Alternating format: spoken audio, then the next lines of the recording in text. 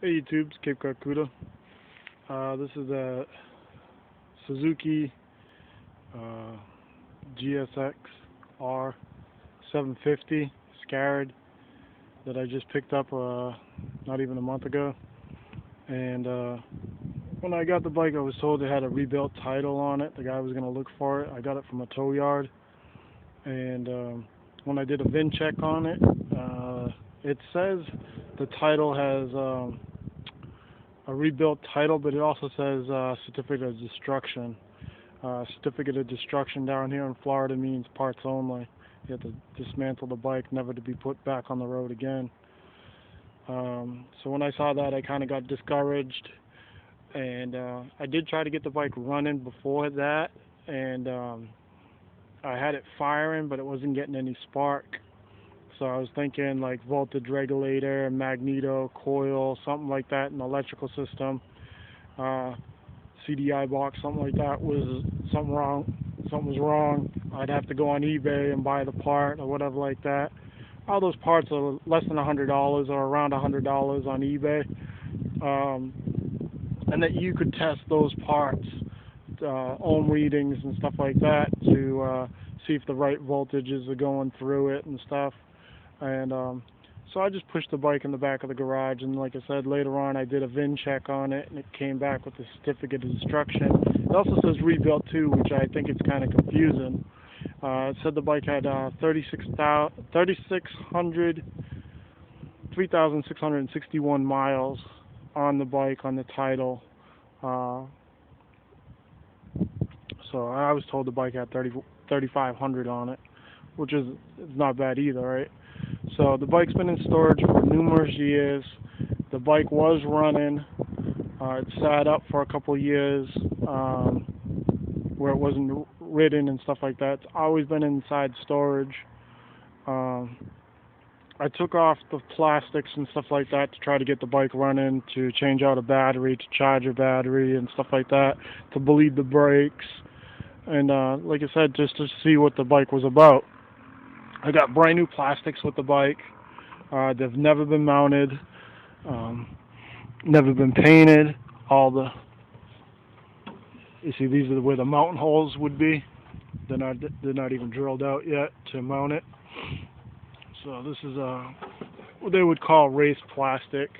I don't know who the vendor is on this, but I'm familiar with a company called Shark Skins that makes racing plastic that's similar to these. The plastics are brand new. They're nice.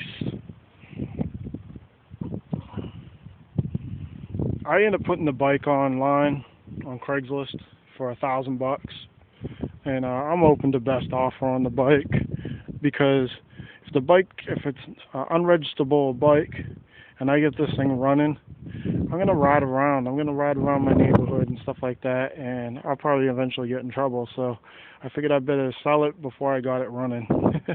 And I know a lot of you guys can relate to that.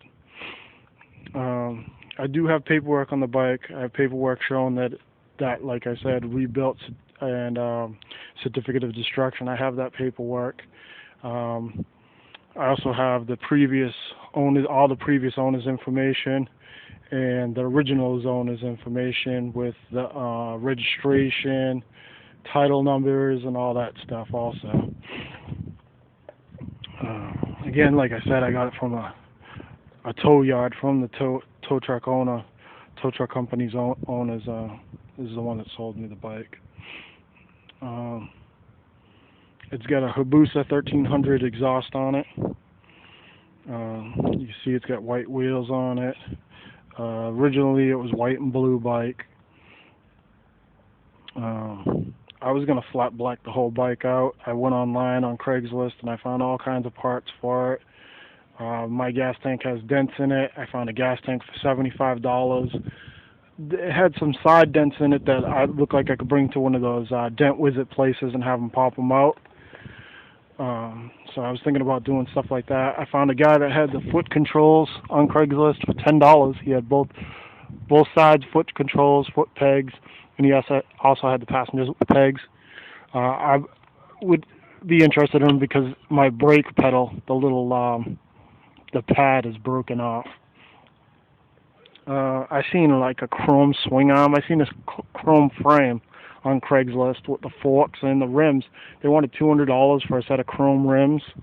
I seen black rims for $100. I seen the chrome swing arm, like I was saying, and the subframe, all in chrome. Let's see. I need a seat. I don't have a seat. I don't recall. I seen one on Craigslist, but I don't remember what it was, how much it was. I need a headlight bucket, a headlight. I have the stay bracket. The stay bracket mounts in front of the tank and comes up to the fairings, which is kind of odd. That was like a Suzuki kind of thing, I think, back in the day. I didn't get a key with the ignition, so we kind of did a little unplugged it and hot wired it and stuff like that to try to crank it over. This is the voltage regulator. I had to replace that on my VTR 1000. I wasn't getting spark and it wasn't charging because this was broken on my other bike. It was no good. And I put the R1 fin type voltage regulator rectifier on it when I did the VTR 1000. It's solenoid. And this is the CDI box right here. It's the CDI box. It's the battery.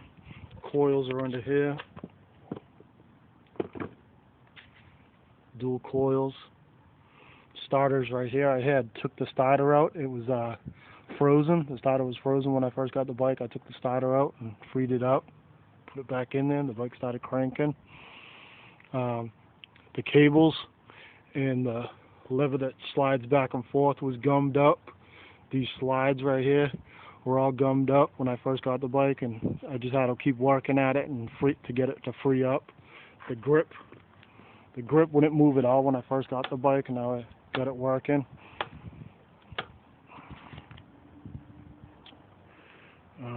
But it could be a kill switch. Why it's not getting spark? Could be this kill switch right here. Could be have corrosion in it, something like that. Like I said, it could be these dual coils. It could be the solenoid. It could be the voltage regulator, and it could be the CDI box, and it could be the magneto inside here. So it could be a number of things in the electrical system that was causing it not to get spark. And they were all kind of cheap. Nothing's really that expensive. If you buy used, I'd buy used. I want to go brand new on it. The rims are nice on it. They're not dented up or anything like that. The front tire is low. It's flat. It's got dry rotted around the edges and stuff like that. I would replace the front. The back tire looks pretty good, as well as it looks fairly new. It has some heavy burnout on it. It looks like it's had some track use to it or something like that. There's no skinny strips on this tire. They get it right over to the edge. Chicken strips, that's what they call them, chicken strips. And like I said, it's got the Hayabusa 1300 exhaust on it. I bled the brakes. I think this master cylinder proportionate valve thing on the back, it's got to be rebuilt. You see in my other video, I did that to my other bikes. It's got fresh brake fluid in it, in the reservoir. I did the same to the front. I was able to bleed out the front now. The fork seals look good on the bike. The rotors are really nice. They're not scarred up. No, there's no lips on that. No scarring on the rotors. You see the levers. The levers aren't broken off or anything like that. I kept on popping fuses and stuff like that because we were trying to hot wire it and stuff. So a bunch of fuses will pop in, and I ran out of fuses. I went down to the U-Pullet yard and grabbed a couple of fuses because I ran out of fuses here playing with this bike. Other than that, the radiator's in real nice shape too. I believe the bike's been down before. It has dents in it, dents in the tank. Looks like some handlebar slap right here on the frame. But the radiator is mint condition for a bike that's been down. There's no dents in that. or believed to be done. There's no scarring on the motor at all. The motor's really clean. It's dry, but it's been sitting for years, so it should be dry. You know, and I've cleaned on it a little and stuff. The exhaust is nice. It's not all rusty and stuff. But I got a guy coming over tonight. I've showed the bike maybe 3 times now. It gets late. It gets dark out around 6 o'clock now, so it's kind of hard to show people when they come home from work a bike in the dark. You know, I got lights on my garage, and my garage is so packed full of crap right now. It's hard to show the bike. But I had a guy come over the other day. He used to own a gsxr 600. He was interested in the bike, and but he's not mechanically inclined, so he wanted to bring it over to a local bike shop and have them look at it and stuff like that, which I was willing to load it on my trailer and bring it over there for him. The guy that's coming tonight, he's going to look at the bike. I'm telling people, everybody now, that it's parts only bike. And I told him, I said, you know, I'll put jumper cables on it. You can hear it try to fire and shit like that. I'll pull a plug and show you it's not getting any spark. She cranks over very freely. And so you can tell she has plenty of compression. There's no noise in the lower end. There's no scraping noises or anything like that when she's turning over. And like I said, she's turning over freely. If the motor was locked up or anything like that, she wouldn't be doing anything. But as a parts bike, if somebody had this bike, the parts would be good. I even advertised it as for a kart motor, to make like a go-kart or put this in a golf cart. I was online and seen an electric car on there. I was thinking about pulling this motor out and putting it on an electric car. That I thought that would be. It's like a golf cart, electric car. And this is my Suzuki gsxr srad project. All these plastics are good. They're not broken. All the tabs are good on them. The back firing. Here's the stay bracket. I don't think it's bent. It looks pretty good to me. I got one of these snorkels that go into the airbox. It's supposed to be 2 of them. I got one of them. The guy I got the bike from, he had some spare parts laying around, the original fairings and stuff, laying around in his garage, and he was supposed to put them in a box for me and look for the title and stuff. I contacted him the other day. He said he hadn't found the title yet. I got a Suzuki twist-off cap because the bike has no keys, so it's got that twist-off cap to it. That was on the bike when I got it. There was some rats living under this little I forgot what they call that, the little cowl seat part for where the passenger seat would be. There was baby rats under there. I took the fuel pump out of the gas tank and flushed it out.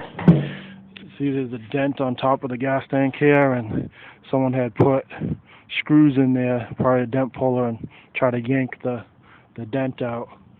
And this dent right here looks like some tank slap. That would be your handlebar coming by and banging on the side. It's too bad they screwed those holes in there. Because you could use liquid metal or something like that and try to fix that. Or, like I said, I found another tank for $75, and it had a dent in the side of the tank, which I was thinking that those dent wizards could come in through the side or the big hole that's in the bottom of the gas tank.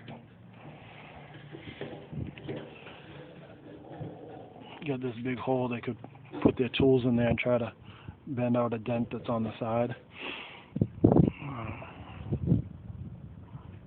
But this is my project. Again, has that new plastic. It's in really good shape.